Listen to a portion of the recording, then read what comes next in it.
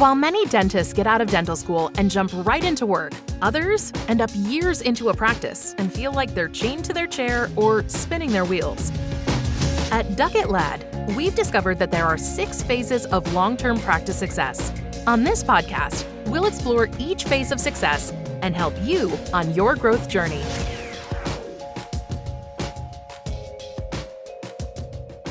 Hey everybody, welcome back to another episode of the Dental Momentum Podcast, powered by Duckett Ladd Dental CPAs and Advisors. Jared Duckett back at you with my business partner, Bill Ladd. And Bill, I say this a lot, but this one, man, I'm excited to jump in, unpack, learn myself.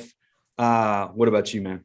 Yeah, for sure. This guy is a repeat guest, and it's an honor and privilege to have him on here every time. We just recently got to hear him speak about what we're going to be talking about today. And it's dynamic, man. It's great stuff. We kind of went to an event we'll talk about with Crown Counsel here in a minute. But as a leadership team, we were able to sit down and talk about some of these concepts that Steve unpacks in his book. And I think it made us a lot better. So I think this is going to be a great conversation. People get a lot out of it. I agree 100%. A lot of tactical stuff you can take from this episode too. So jot 1 or 2 things down if you're thinking on it, driving in the car, wherever you're at. But no, I want to introduce, again, like Bill, you said, repeat guest, Steve Anderson, award-winning business coach, entrepreneur, speaker, philanthropist, founder of Crown Counsel, the event we just came from, and newly or soon to be released book. So he's an author too, the Bicycle book, which we're going to unpack today. So Steve, appreciate you jumping on here. Oh, thanks for having me, guys. And it was good to be with you last weekend. So this is timely. Yeah. So the presentation you gave there outlines the book, and just reading through the book, from the sounds of it, right? You got basically a dinner table MBA at the age of 12, right? Unpack That's it. That. In fact, I say that I went to business school when I was 12, and context for that. So I grew up under the tutelage of a great business guy. My dad ran the largest ad agency in the Western United States his whole career. And he was a master teacher, not a lecturer, but a master at extracting lessons out of everyday, ordinary circumstances and asking thought-provoking questions that then led to whatever the lesson was. So we had some non-negotiables. So there's some parenting tips in here, guys, as we go along. So I think everybody has non-negotiables, but we had some non-negotiables at our house growing up. And one of those was the piano. Everybody had to play the piano, not the guitar, but the piano. I actually had a brother who played the guitar, but we all had to play the piano. It was all about discipline and accountability. And all the boys had to do scouting and get their Eagle Scout before they could get their driver's license. That was the order and the requirement. And we all had to do a paper route. So I'm the youngest of 4 brothers. I'm the last of 4 brothers. And so at age 12, we all had to get a paper route. So this is a throwback, boys, to the days when the news was delivered in 3 ways. TV news at the 6 o'clock news at night, radio news periodically throughout the day, and the newspaper. So this is actually back when news was actually in a newspaper, printed every day. In our town, we had both the morning and the afternoon paper. So 2 different competing newspapers. I had the afternoon paper, and so launched some of my first business experience at age 12 on a paper route. And it was laced with some of the most valuable business lessons that I have gone back to over and over and over throughout my career that apply just as much today to any business as they did back then. And so this whole work is, we call it an autobiographical business novel because it is true to fact. We have had to kind of recreate some of the scenarios and conversations, of course, but it has 12 lessons for business and life on how to serve others. We see 12 secrets for serving others in business and life, and all couched in this story of a paper route that I did on my 1960s purple Schwinn Stingray bicycle. That was a huge bestseller back in the day. They had like 70% of the bicycle market back in those days. and is now my 11-year-old son's favorite bicycle. The dirt bikes and all that stuff got nothing on the Stingray. So here's a quick quiz, boys.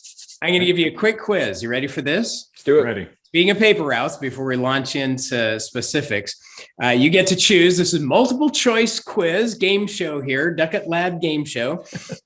Which of the following well-known personalities had some of their very first business experience on a paper route? All right, so here are your choices. Walt Disney, Martin Luther King Jr., Tom Cruise, or Warren Buffett? Oof. Is there no E, all of the above? It's one of those four. Yeah, that's the trick question. Okay, I'm going to jump out on a limb because I've read a biography of Walt Disney, and I'm almost positive when he lived in Chicago, he had a paper route. That is right. Actually, it was in Kansas City. Kansas City. Okay. Walt Disney delivered the Kansas City Star. Okay. I was wrong on that, but right person, wrong city. No, it's all good. And actually, you had the correct answer because it's all of them. All four of them. All four of those had paper routes when they were younger. Martin Luther King Jr. delivered the Atlanta Journal-Constitution. Warren Buffett, the Washington Post. And one that I did not mention, President Joe Biden had a paper route when he was first starting out. So, and Steve, there is another one you did not mention, which is a Mr. Jared Duckett who delivered the Daily American Republic. How about that? Really? Seriously? Yeah. Man, I didn't think you were that old. Yeah. So we had a paper right on the tail end. He was right on the tail end. Yeah, you got it just as newspapers were going out, right? Yeah. And it's, so I guess, I mean, there's a trend there. Do you think this is a question back to you, maybe. Does it all happen around the same time? Because you were at the age of 12. Yeah. These other individuals, is it pretty much the same time? Early on. Yeah. I mean, it was back in the day, the way news was distributed was young men on bicycles tossing papers. I mean, that was the distribution system. So here's some of the lessons. What was interesting about it, why it was such a great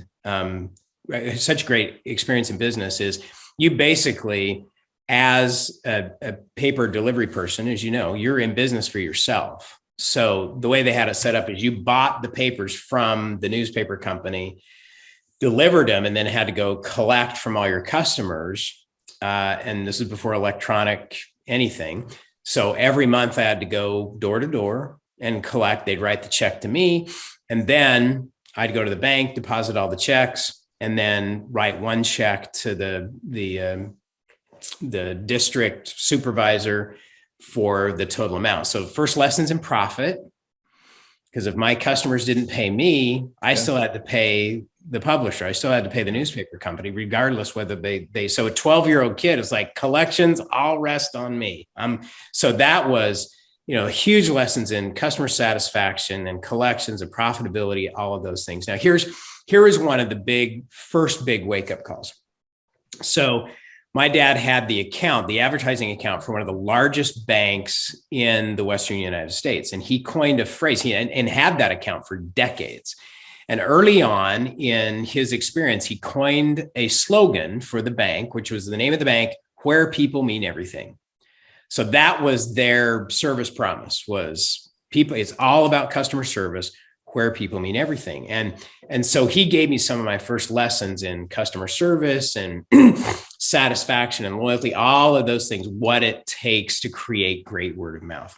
So early on in this experience, he took me to the bank. We walked in, we set up my account for my paper route. He, of course, had to co-sign with me because I was only 12. And, with him, man, we got treated like royalty, right? He's the guy doing all the advertising, the whole deal. So early on, within the first month or two, I did all my collections and I go to the bank to make my first deposit. Okay. And here's a 12-year-old kid, get the context here. I got a stack of checks, right, written out to me.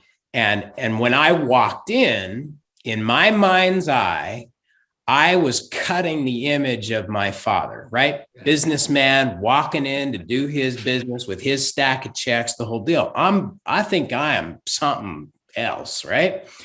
not realizing that in the teller's eyes, here's a 12-year-old kid smudged, I mean, from head to toe with newsprint. I'm sure all over my face, my jacket, the whole deal. And I'm coming in with these, what appear to be ill-gotten gains.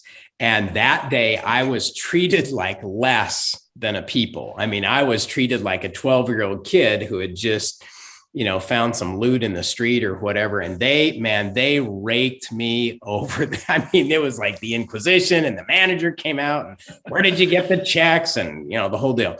So it was less than a great customer experience.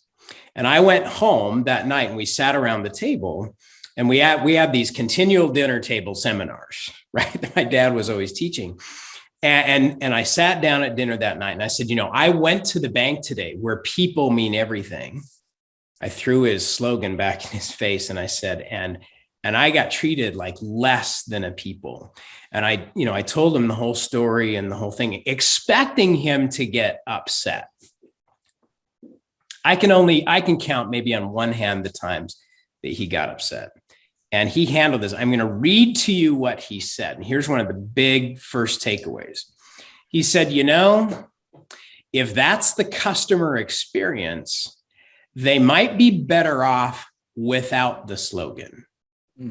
Sometimes, and here's the big takeaway, sometimes no marketing, no advertising, no promotion is better than the most creative, high impact campaign. Sometimes doing nothing is better.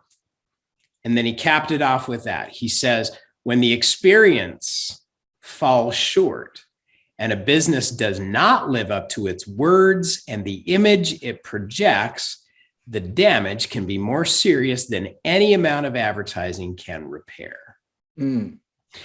Common sense, right? I mean, we all know this. That was like my first experience of like when the walk doesn't match the talk, then you have this rebound effect. And one of the takeaways in that was he said, negative word of mouth travels 13 times faster than positive word of mouth. You never have to ask a patient to leave a negative online review. Somehow they always figure out a way to do that on their own. Getting them to leave a positive, you have to sit with them and show them how to do it and take them to the site. It is a lot more difficult, right? So that was one of the first big lessons is, what do you stand for? What do you believe in from a service standpoint? And then how do you execute? How do you execute on that on a daily basis, one day at a time, so that every experience is one of those positive word of mouth experiences. Steve, let me kind of pause there real quick, because that's a really interesting, that service promise. Do you see that if you're looking at a dentist looking out there, is this an external facing, internal, both? I mean, does it have to be both? How do you envision the impact of that, not just out in the community, but on the team? Yeah, it starts internally. What you decide to promote to your patients, I think, comes secondary. Okay. What is the promise that we're making? In this case, the example that we use in the book is where people mean everything. Well, that was consumer facing. It was also internal that's our promise to our patients. So it's first and foremost, it's an inside out proposition. Gotcha. What do we believe in? How do we serve our patients, our customers, whatever you call the people you serve? So what's our commitment there? What's our promise that we are going to commit to internally as a team? And then how do we execute that? Now, if you want to communicate it externally, and there's a lot of great examples of that in business, but it is an inside out proposition. And that was one of his biggest challenges as an ad guy, was he would come up with these great image building, great promotions, the whole deal. And then getting the walk to match the talk was one of his biggest frustrations. So that now in retrospect, it comes as no shock to me that my career is getting people to walk the talk. His career was promoting it. Yeah. But I now realize I took one of his biggest frustrations and made it my focus, which is, in our Total Patient Service Institute company, that's our whole focus there is case acceptance and patient experience. The Crown Council is all about creating a culture of success. So inside out proposition. So the challenge here is to take a step back and say, what is our commitment? What's our promise to our patients in this case of what it is we promise to deliver? And then working on that every day as a team is how do we do? What did we do yesterday? And you're sitting in your morning meeting. What did we do yesterday to deliver on the promise? How did we do? What could we have done better? What did we learn? How are we going to do it even better today? Simple principle and a lot of room, I think, even if you've got that dialed in, to say, how are we executing on that on a daily basis, and how do we keep it alive? So what do you see on that service promise? Let's say you're looking at a dental practice. Do you see most people don't even have a service promise, or do you see most people do and they're not walking that talk or being deliberate about, are they, doing it? I think most am really sat down and really thought through it to come up with a a phrase or a sentence, something that makes sense, like, where people mean everything. So the formula here, and what we're really pushing for, is people first, teeth second. And that seems like such a simple concept, people first, teeth second. So it's about the people first. We take care of the people, and then we take care of the teeth. And the reason that needs to be reinforced is when we go into dental practices and we listen to conversations and we track what's going on, what everybody does, if they're not conscious of it, is they default to teeth. Everything's all about the teeth. And we need to be reminded every once in a while that there's a person attached to the teeth. It's not about the cleaning. It's not about the crown. It's not about the whitening. It's not about the implants. I mean, those are services we provide, but it's the people first. How do we serve the person, and how do we help the person get what they really want? And they don't want a procedure, right? Nobody wants a dental procedure. Nobody gets up and says, man, I'm going to go get a crown today. They don't do that. But what they want is, a healthier smile. They want to be out of pain. They want to stay out of pain. They, all those things that they want. So it's just this constant battle and reminders. Like, we got to stay focused on the people. So ideally, this service promise concept it reminds us on a daily basis of that point is we're here to serve the people. Yeah.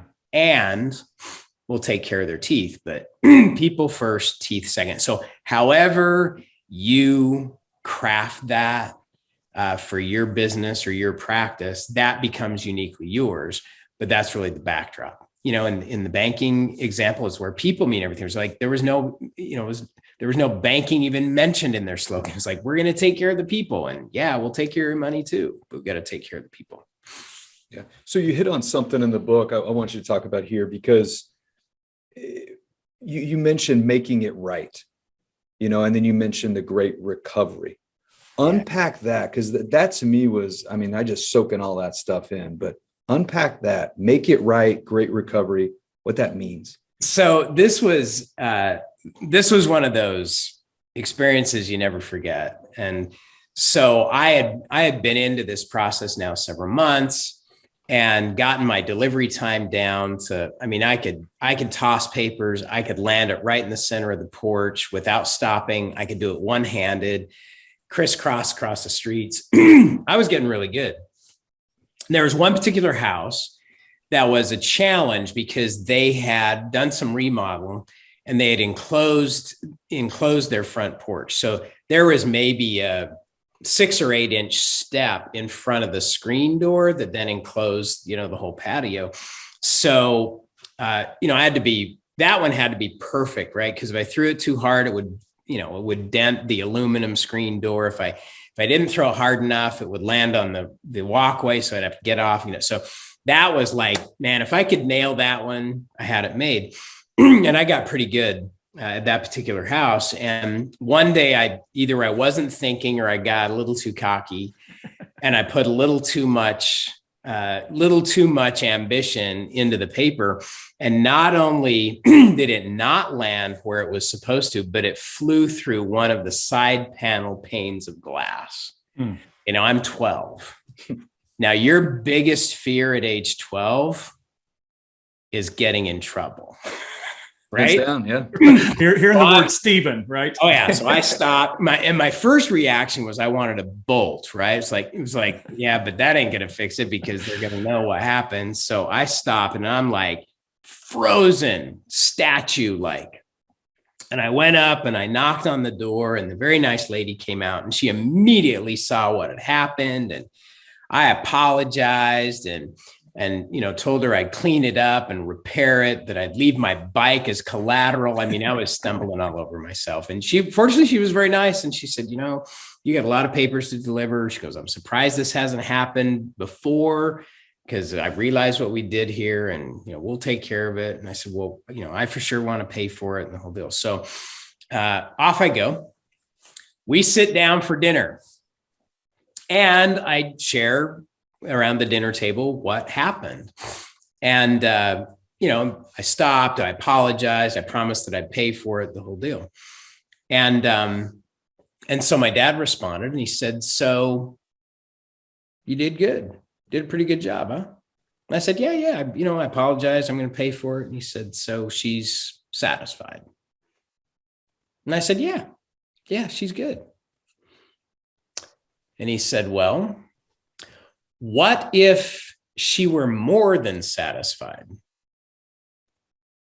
And I said, what? How can you be more than satisfied? He said, you did right. But is there any way you could have done more than right? And this was the big moment, he said, because there is a difference between satisfaction and loyalty. He said, satisfaction you get when people are satisfied. You did good, right? You did good enough. He said, loyalty comes when you do more than right. And I was like, what? What's more than right? He said, okay, what would she have reasonably expected?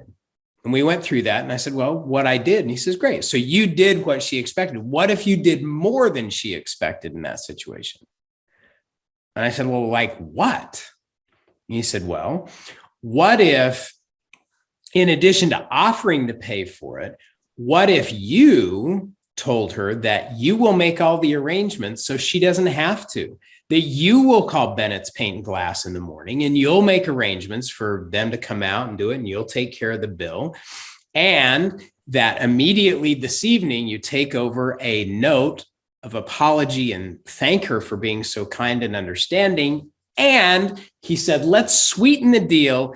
Why don't you take a plate of your mother's chocolate chip cookies? Because that's always a crowd pleaser. I said, and he said, they will be blown away because that's more than what they expect. And he said, loyalty comes from doing more than what is generally expected, not only in times when things don't go right, but when things are, going good as well. So we're having this dialogue, and I said, so I'm going to do that. And he goes, yeah, you're going to do it right now. So I left the dinner table. I wrote a note. I got the cookies out of the cookie jar, wrapped them up, rode over there and presented her with the cookies and the note, and called the repair place in the morning and the whole deal. And it was, obviously more than they expected. So the big takeaway, there was two big things and messages here is one, the difference between satisfaction and loyalty, right? That's not a new concept. Executing on it is a daily thing. So satisfied patients, when you think about this, satisfied patients are not always loyal.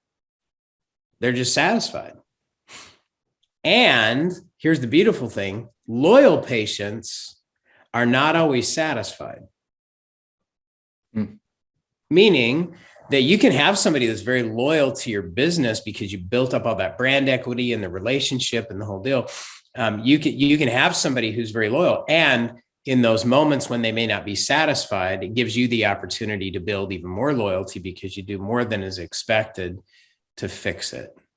Nobody's perfect. Accidents happen. Yeah. Papers throw through windows. I think this was one of the big moments when we were sitting in the crowd, Steve, is when we had that. And I love the way you can allow us to break out and have conversations around this. And I think we say it all the time. If something goes wrong, let's make it right. Make it right. I mean, that's probably in every dental office around there. It should be. Let's make it right enough to make the problem go away, sweep it under the rug, and be done with it. Right. But what you're contemplating here is not necessarily, altering as far as time, money, or whatever. It's just going a little bit above and beyond that step to create, that wow factor. And get right. People talking more than right.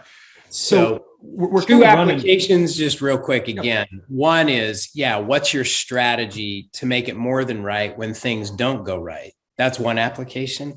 But then the other is where are the opportunities to do more than right in everyday transaction, just the things that where you can make the visit in dentistry, in this case, more than right, just something a little extra. In Louisiana, in Cajun, they call it lagniappe or lagniappe, depending on your pronunciation, which is a little something extra that they maybe weren't expecting that puts a smile on their face.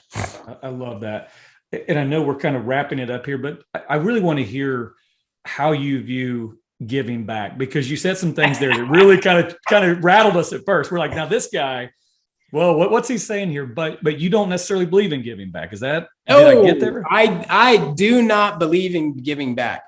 And so we're going to pull this apart, because if you think about it, if you believe in giving back, the only way you can give something back, guys, is you have to what? Take it. You have to have taken it in the first place. Right. So that phrase that's crept into our culture, I don't know where it came from. I don't know who came up with it, but it's kind of become universal. It's like giving companies that give back and people that give back and the whole deal. It's like, well, what did they take? It's a great point, right? When I was a kid, I'm sorry, but that phrase was never associated with anything good. It's like we were talking before we started, the only time my mother calls me Stephen is when she's mad at me. So Stephen, give that back.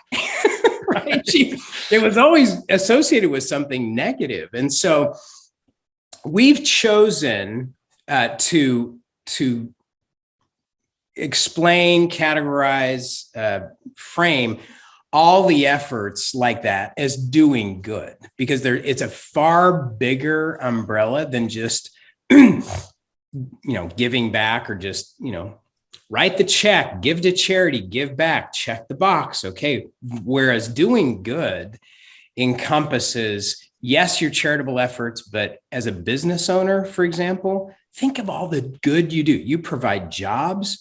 You provide something meaningful in the community. You're a force for good in the community. You help. There's so many things that you do to do good. Yes.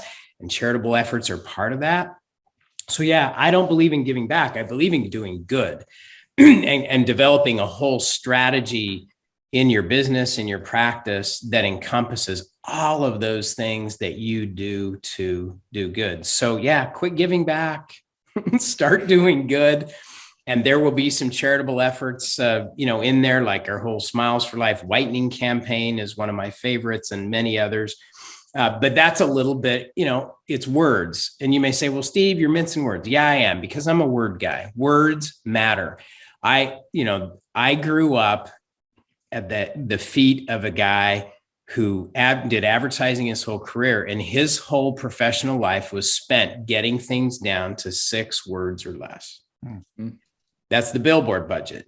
Yeah. Right? Meaning if you're going to have an impactful billboard that's going to capture people's attention as you drive by, you've only got a split second to look at it. And if it has more than about 6 words, you can't take it in that fast. And so he was always editing things down to 6 words or less.